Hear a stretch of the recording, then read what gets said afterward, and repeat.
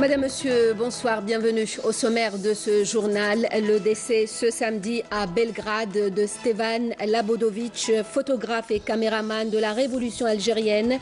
Dans un message de condoléances, le président Abdelaziz Bouteflika salue la mémoire d'un homme de conviction épris de liberté et de justice.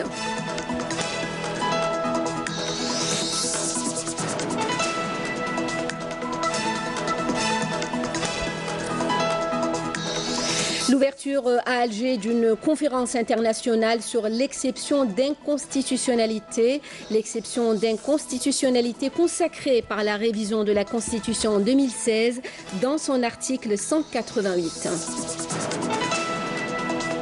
On revient ce soir sur les résultats des élections locales. Le taux de participation enregistré jugé très acceptable par le ministre de l'Intérieur et des collectivités locales. On suivra aussi les réactions des partis politiques.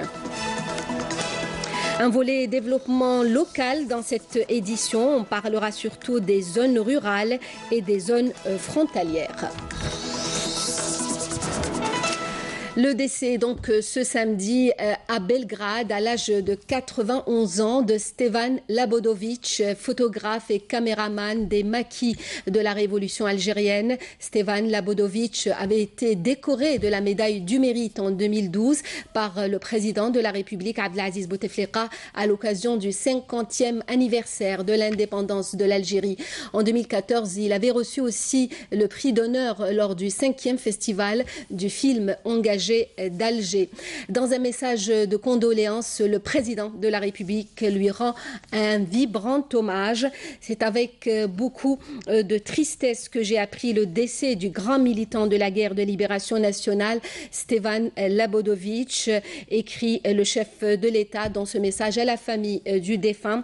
Homme de conviction, épris des idéaux de justice sociale, de progrès, de liberté et d'émancipation des peuples et s'investit pleinement dans la lutte de l'Algérie contre le joug colonial au péril de sa vie et mobilisa avec courage et abnégation sa caméra et son savoir-faire au service de notre cause, écrit le chef de l'État. Son engagement sans faille et fraternel permis de dévoiler à l'opinion publique internationale la réalité du combat de notre peuple et a immortalisé des moments historiques de notre lutte de libération. Attaché indéfectiblement à notre pays, écrit le chef de l'État dans son message, il avait l'Algérie au cœur et à l'esprit. En ces moments particulièrement douloureux, je tiens, écrit le chef de l'État, à présenter à sa famille, à ses proches et à sa famille mes sincères condoléances et à les assurer de ma chaleureuse sympathie, conclut le message du chef de l'État. Hommage ce soir dans ce journal à Stevan Labodovic à travers ces extraits d'un film documentaire que lui consacre la réalisatrice serbe Mila Toraili. Le commentaire est signé Adel Sadoun.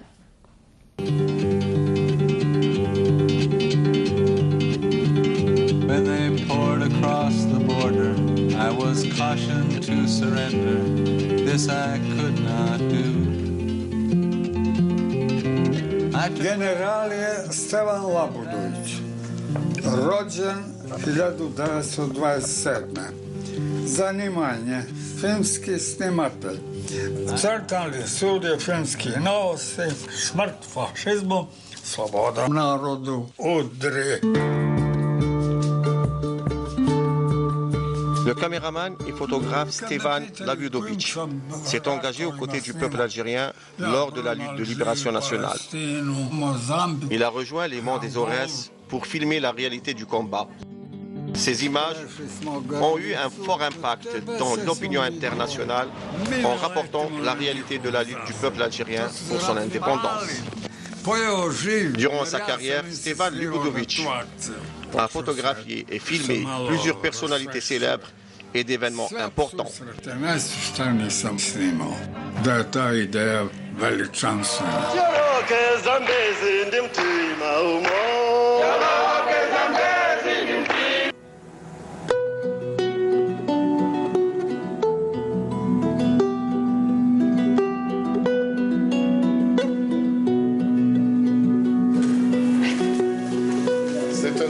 Mujahid, Yougoslavie, Serbie, photographe, Labudović.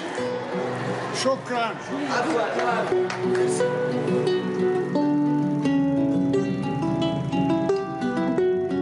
Ja sam znao da to mora davati sloboda. Kad?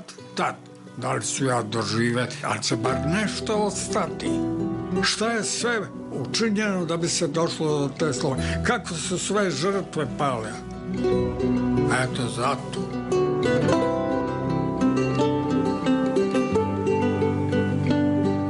Istorija u filmskoj traci.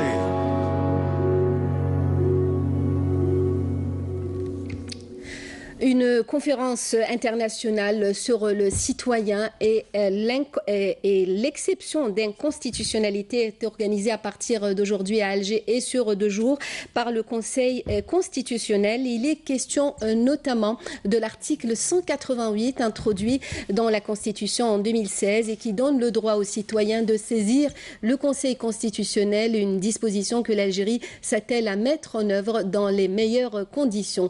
Amel Barba. Un panel de magistrats et experts de juridictions constitutionnelles africaines et de présidents de cour et juridictions étrangères prend part à cette conférence internationale. Pour l'Algérie, l'objectif est de mettre en œuvre les dispositions de la Constitution de 2016 afin de protéger les droits des citoyens et notamment l'article 188 qui donne le droit aux citoyens de se défendre à travers la saisine du Conseil constitutionnel. Les conseils constitutionnels dans le continent africain ont enregistré une avancée adaptée à l'histoire politique spécifique à chaque pays. La majorité d'entre eux ont décidé de la nécessité d'associer le citoyen dans l'amélioration des textes législatifs, en particulier si ces textes ne font pas l'objet de contrôles constitutionnels préalables et ne sont pas conformes à la Constitution. Cette rencontre nous permet de partager les expériences sur les procédures à déterminer pour la mise en œuvre des dispositions constitutionnelles. Il faut savoir que l'article 188 de la Constitution amendée en 2016 stipule que le Conseil constitutionnel peut être saisi d'une exception d'inconstitutionnalité sur le renvoi de la Cour suprême ou du Conseil d'État. Lorsque l'une des parties au procès soutient devant une juridiction que la disposition législative dont dépend l'issue du litige porte atteinte aux droits et aux libertés garanties par la Constitution. Je saisis cette opportunité pour dire que cette rencontre doit tenir en compte les défis auxquels est confronté le continent africain, et notamment les défis sécuritaires, d'autant plus que de nombreux pays africains traversent une situation difficile qui entrave l'application de la loi et la protection des droits des citoyens. À cette occasion, je salue le rôle de l'Algérie et ce qu'elle a réalisé comme avancée dans ce domaine. De même, nous œuvrons à profiter de l'expérience algérienne en la matière. Le ministre de la Justice, Taïb Lou, a annoncé que l'article 188 de la Constitution sera présenté devant le Parlement en mars 2018. À cette occasion, le nouveau siège de la conférence des juridictions africaines, baptisé au nom de Boualem Boussaïeh, a été inauguré. Rappelant que durant 2 jours, les participants à cette rencontre se pencheront sur les textes constitutionnels et réglementaires relatifs à l'exception d'inconstitutionnalité, les mesures et méthodes de mise en œuvre de ce mécanisme constitutionnel sur le terrain et l'évaluation des applications de ce mécanisme à la lumière des expériences des différents pays.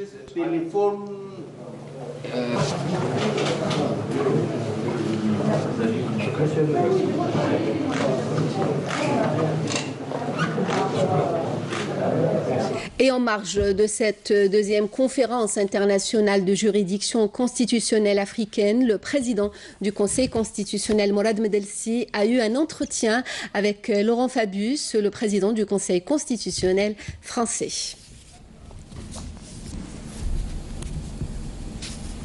Je vous invite à écouter les déclarations des 2 responsables juste après cet entretien.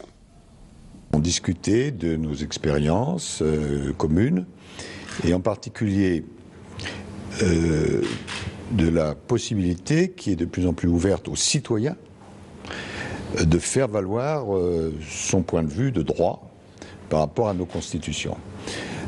C'est particulièrement intéressant de voir ça en Algérie, puisque la décision a été prise de l'ouverture de cette nouvelle possibilité pour le citoyen, qui s'appelle ici exception d'inconstitutionnalité, que nous appelons en France question prioritaire de constitutionnalité, mais peu importe le terme, l'essentiel, c'est qu'un nouveau droit va s'ouvrir aux citoyens, qui va lui permettre de dire, eh bien, telle loi, je pense qu'elle pose un problème au regard de la Constitution.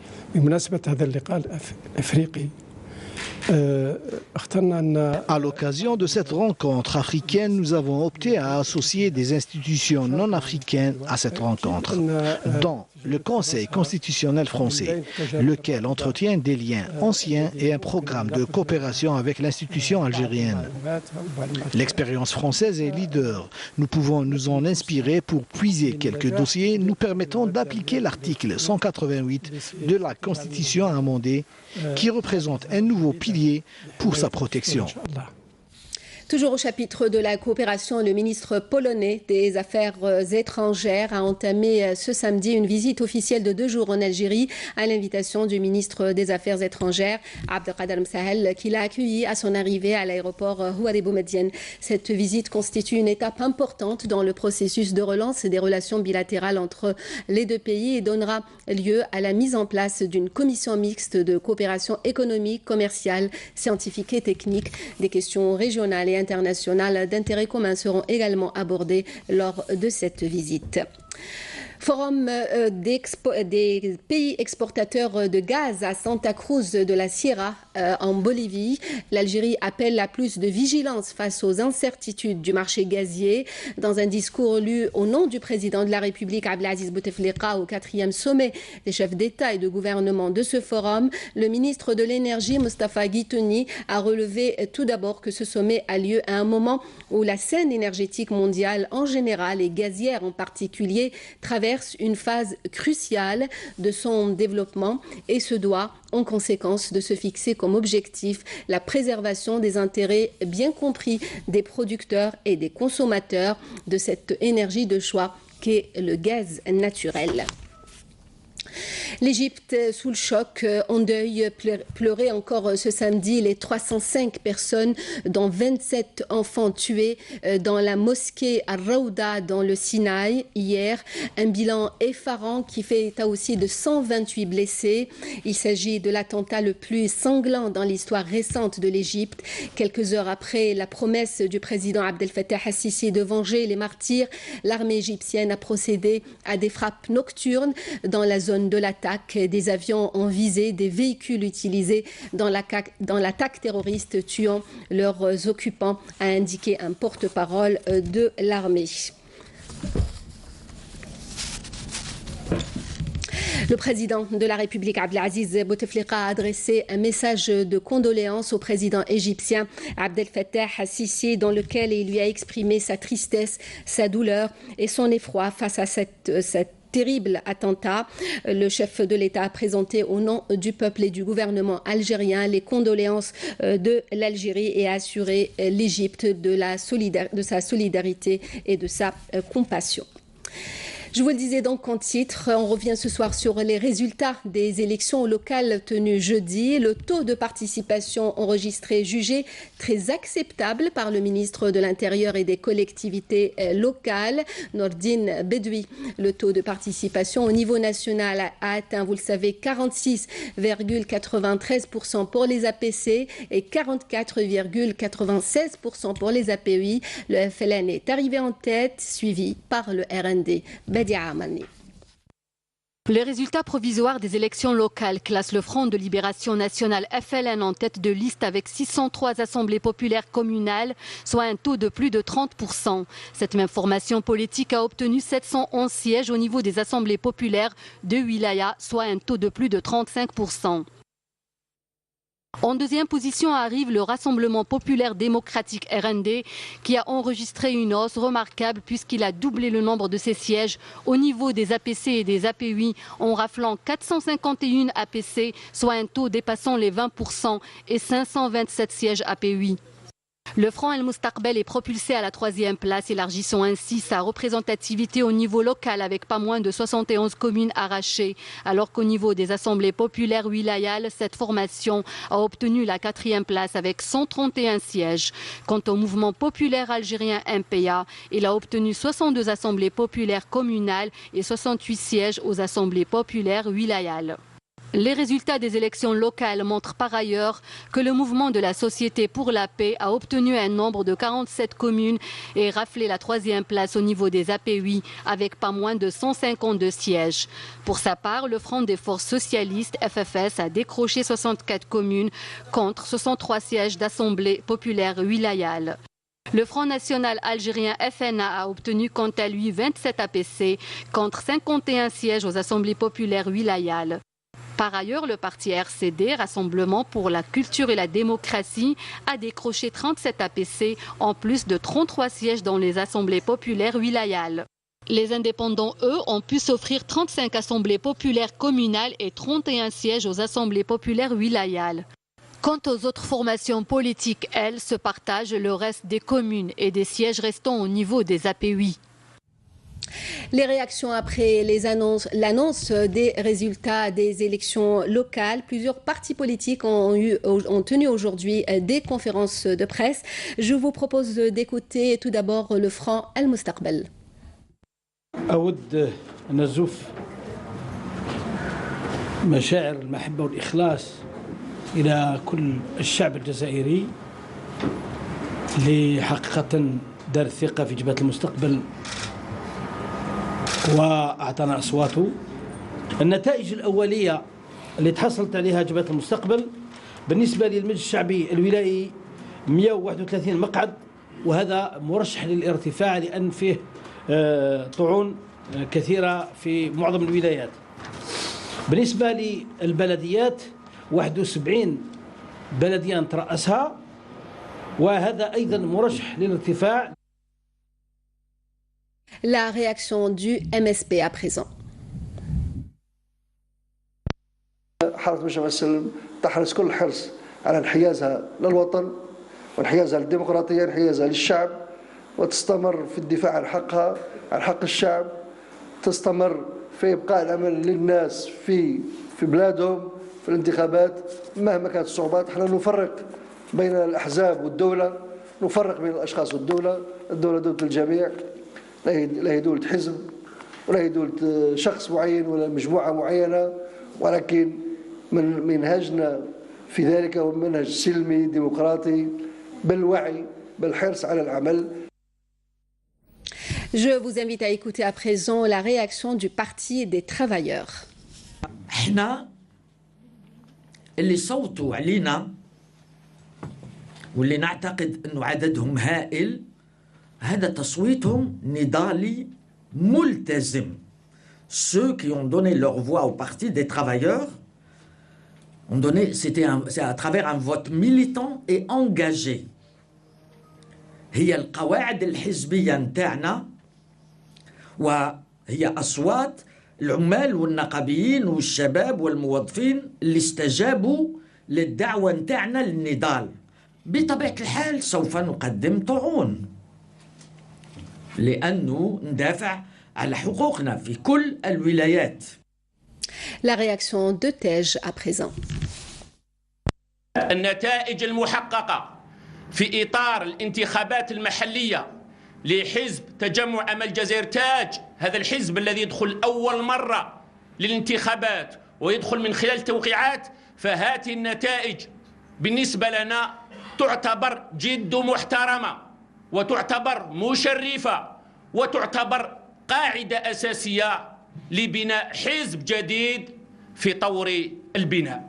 بعد هذا التشخيص أننا قدمنا طعون في عدة بلديات وفي عدة مجالس ولائية، لأن عندنا حقوق بالأدلة الثابتة وبالتالي نعمل على استرجاعها في إطار القانون. Le volet développement local de ce journal, le gaz de ville arrive dans plusieurs zones rurales à Khenchla en ce mois de novembre. Un raccordement vécu avec beaucoup de soulagement par les villageois à la veille de l'hiver souvent rude dans ces régions montagneuses. Mounana Welhamouti. Sur les hauteurs du massif de Chelia et à près de 2000 mètres d'altitude, le village de Rassil Houssine a été enfin raccordé au réseau de gaz naturel. Un réel soulagement pour les habitants qui ont toujours souffert du froid dans cette localité, aux hivers particulièrement rudes où les températures hivernales baissent considérablement. Désormais, les enfants du village pourront enfin étudier dans des classes chauffées. On avait très froid en classe, mais avec l'installation du gaz, nous nous sentons bien. Cette région est réputée pour son climat rude en hiver. Tout le monde souffrait, grands et petits, même les enfants dans les écoles. Aujourd'hui, tout va pour le mieux. 330 foyers et 2 écoles ont été raccordés au réseau de distribution du gaz naturel qui est d'une longueur de 27 km. Dans le cadre de ce projet, les efforts se poursuivent en vue d'alimenter le reste des zones montagneuses et rurales de la wilaya en gaz de ville. Pour ce faire, les services concernés sont à pied d'œuvre pour le parachèvement des projets de distribution de gaz, même dans les localités les plus reculées de Khenchla.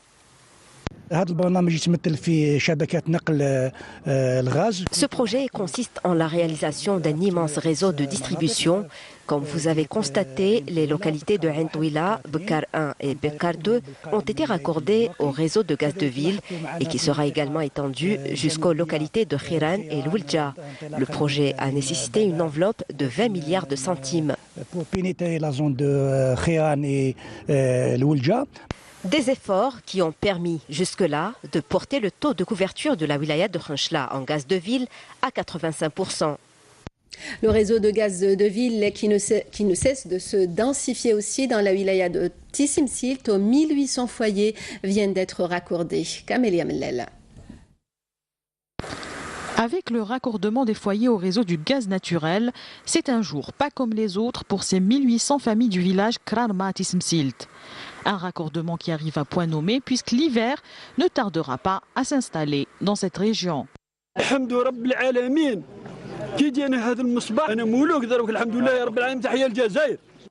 Ces projets s'inscrivent dans le cadre de la poursuite des efforts visant l'amélioration des conditions de vie des populations, notamment dans les zones éloignées. On souffrait à cause de la bonbonne de gaz qui ne tenait que 3 jours. De plus, on avait du mal à la transporter. Parfois, on les portait sur nos dos car on habite très loin. Aujourd'hui, Dieu merci, le problème est résolu. L'opération du raccordement du gaz naturel a touché 2000 familles. Pour la wilaya de Tissim Silt, le taux de raccordement au gaz a atteint 85%, au grand bonheur de la population locale. Ces projets devront garantir un cadre de vie meilleur à plusieurs familles qui souffraient du manque de gaz naturel. La caravane nationale pour l'entrepreneuriat des jeunes poursuit son périple jusqu'à la fin du mois. La halte observée à l'extrême sud-ouest du pays à Tindouf a été très bénéfique pour les jeunes de la région. Camélia Mellel. Marquant cette fois-ci une halte à Tindouf, la caravane nationale de l'entrepreneuriat a drainé beaucoup de jeunes, notamment des universitaires, des diplômés des centres de formation professionnelle, mais encore des chômeurs qui ont parcouru les stands de cette exposition où sont mis en exergue les différents mécanismes proposés par les pouvoirs publics pour le soutien et la promotion de l'emploi. Informer les jeunes sur les différentes possibilités de créer une entreprise est le principal objectif de cette manifestation.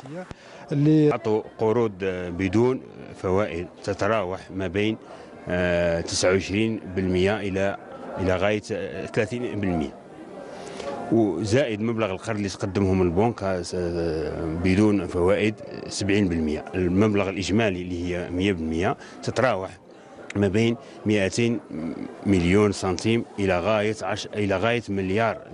Les jeunes entrepreneurs qui ont monté leur projet dans le cadre des dispositifs d'aide à l'emploi et qui recrutent à leur tour d'autres jeunes constituent un bel exemple de solidarité et un indicateur de la réussite de ces dispositifs. J'ai bénéficié d'un crédit qui m'a permis d'ouvrir ma propre menuiserie et j'ai même recruté quelques jeunes.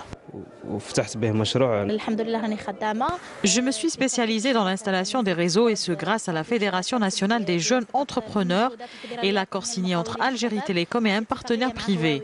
Actuellement, j'ai recruté 16 employés permanents et 8 autres temporaires. Tout au long de sa durée, la caravane de l'entrepreneuriat a donné lieu à des sessions de formation au profit des jeunes et des étudiants sur la procédure à suivre pour créer une entreprise. Voici l'exemple d'un jeune qui a pu réaliser son projet par le biais de l'ANSEJ. Il s'agit d'une huilerie à Boumerdès. Badia Amarni nous en parle. L'investissement dans l'or vert intéresse de plus en plus la jeunesse algérienne. C'est à l'exemple de Yororta qui a mis en place un projet dans le secteur agricole réalisé dans le cadre de l'ANSEJ. Ce jeune de Boumerdès gère aujourd'hui une huilerie moderne. Il a même obtenu le premier prix national pour son huile répondant aux standards internationaux. Dans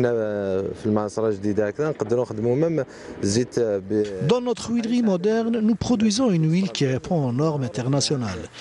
Nous produisons même l'huile extra vierge. 20 000 litres environ sont produits par an. Bien sûr, ça change chaque année. Nous comptons planter des oliviers. Nous contacterons la direction des forêts pour nous octroyer une petite parcelle de forêt pour y travailler.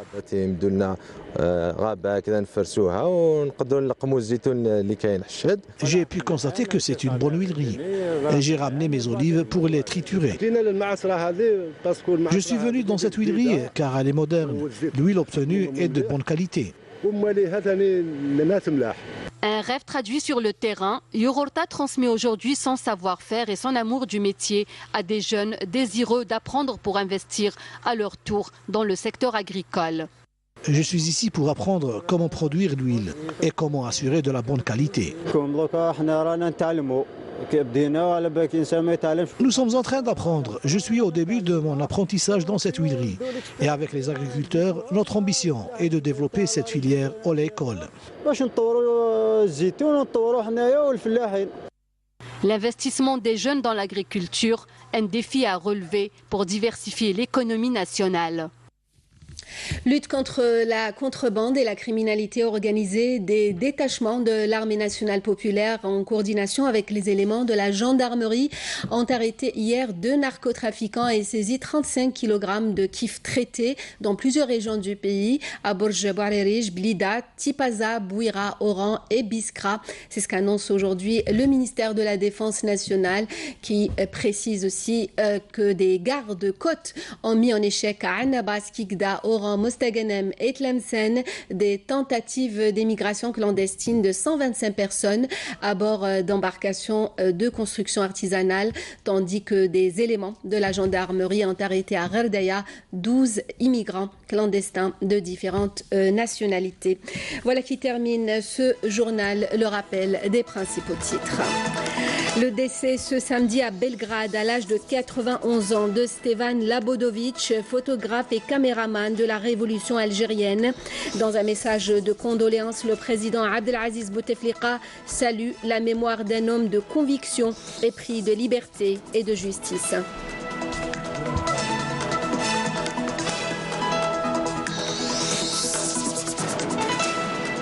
L'ouverture à Alger d'une conférence internationale sur l'exception d'inconstitutionnalité. L'exception d'inconstitutionnalité consacrée par la dernière révision de la Constitution en 2016 dans son article 188. Nous sommes revenus aussi ce soir sur les résultats des élections locales. Le taux de participation enregistré jugé très acceptable par le ministre de l'Intérieur et des collectivités locales. Nous avons suivi aussi quelques réactions de partis politiques. Le volet développement local de cette édition consacré aux zones rurales et aux zones frontalières.